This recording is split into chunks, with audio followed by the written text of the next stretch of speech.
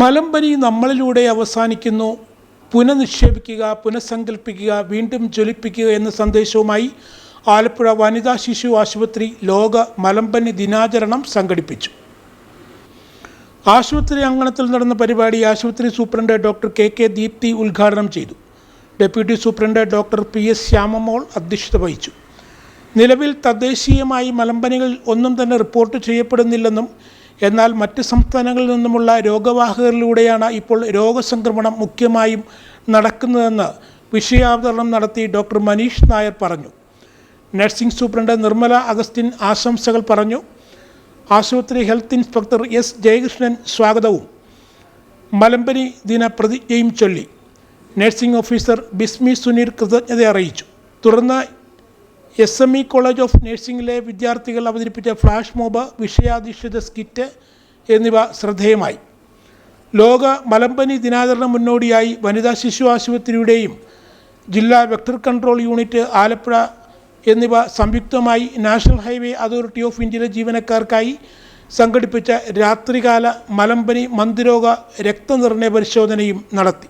ലോക മലമ്പനി ദിനാചരണത്തിൻ്റെ മുന്നോടിയായി ആലപ്പുഴ വനിതാ ശിശു ആശുപത്രിയുടെയും ജില്ലാ വെക്ടർ കൺട്രോൾ യൂണിറ്റ് ആലപ്പുഴ എന്നിവ സംയുക്തമായി നാഷണൽ ഹൈവേ അതോറിറ്റി ഓഫ് ഇന്ത്യയിലെ ജീവനക്കാർക്കായി സംഘടിപ്പിച്ച രാത്രികാല മലമ്പനി മന്ദരോഗ നിർണയ രക്തപരിശോധന നടത്തിയതും ശ്രദ്ധേയമായി. ഒരു ദിവസമാണ് ഇന്ന്, ഏപ്രിൽ 25.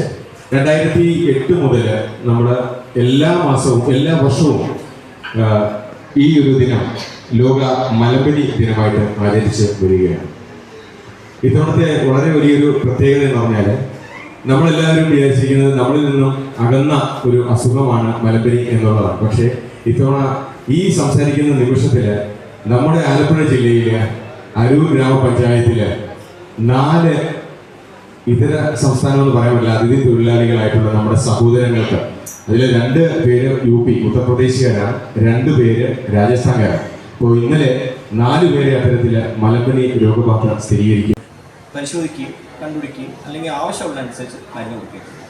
ഇതെല്ലാം നമ്മുടെ സംസ്ഥാനത്ത് ഏത് വ്യക്തി വന്നാലും നമുക്കും നമ്മളുടെ ആരോഗ്യ സ്ഥാപനത്തിന് വരുവാണെങ്കിൽ അവർക്ക് ഫ്രീ ആയിട്ട് തന്നെ ഇത് ചികിത്സിച്ച് ഭേദമാക്കാം.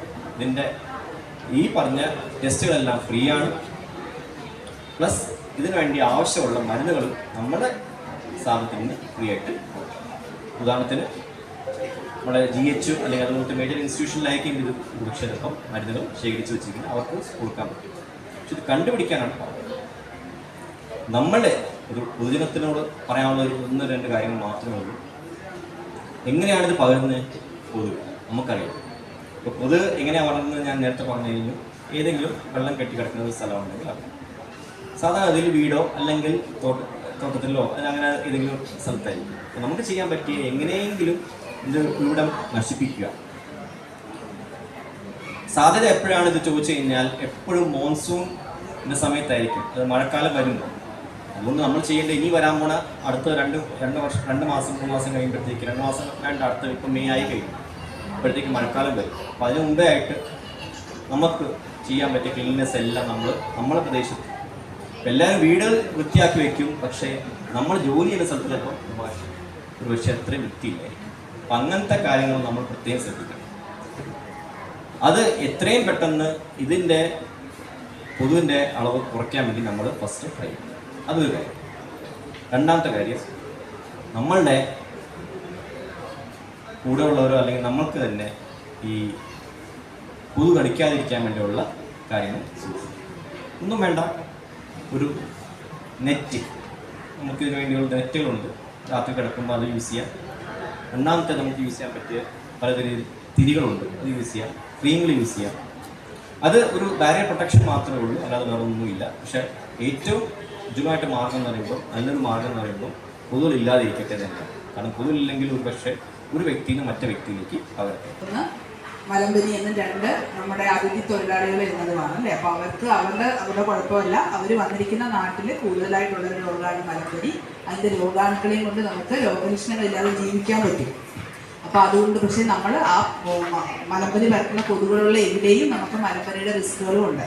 ഇതൊക്കെ അറിഞ്ഞിരുന്നുകൊണ്ട് വേണം നമുക്ക് മലമ്പനിക്കെതിരെയുള്ള യുദ്ധത്തിൽ പങ്കെടുക്കാൻ എന്നതാണ് ആദ്യ വാക്കായിട്ട് നമ്മൾ അറിഞ്ഞു വയ്ക്കേണ്ടത്. അപ്പോൾ കൊതുക് കുത്തി പകരുന്ന രോഗങ്ങൾക്ക് നമ്മൾ എപ്പോഴും പറയുന്നത് പോലെ തന്നെ നമുക്കോ അല്ലെങ്കിൽ വളരെ സൗകര്യങ്ങളിൽ ജീവിക്കുന്നവർക്കോ അല്ലെങ്കിൽ ചേരിപ്രദേശത്ത് ജീവിക്കുന്നവർക്കോ എല്ലാം തുല്യമായ അവസ്ഥകളുണ്ട്. നമുക്ക് എയർപോർട്ടുകളുണ്ട്, അതേപോലെ റെയിൽവേ സ്റ്റേഷനുകളുണ്ട്. നമ്മളിപ്പം ഗ്ലോബൽ ട്രാവലേഴ്സാണ്, എല്ലാവരും ഇന്ന് ഇവിടെയാണെങ്കിലും നമ്മൾ നാളെ എവിടെയാണെന്ന് പറയാൻ പറ്റില്ല. അപ്പോൾ അതെല്ലാം കൊണ്ട് തന്നെ നമുക്ക് മലമ്പനിയെ പറ്റിയുള്ള അറിവ് അത്യാവശ്യമാണ്.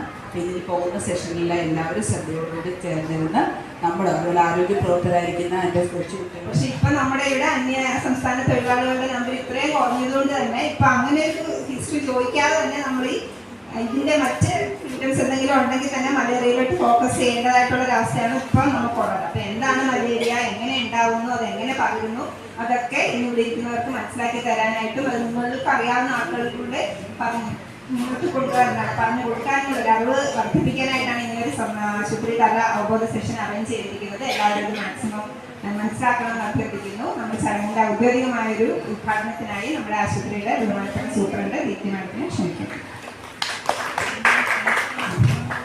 പ്രിയപ്പെട്ടവരെ, അപ്പോൾ നിങ്ങൾ ഇപ്പോഴേ കേട്ടുകൊണ്ടിരുന്ന പോലെ തന്നെ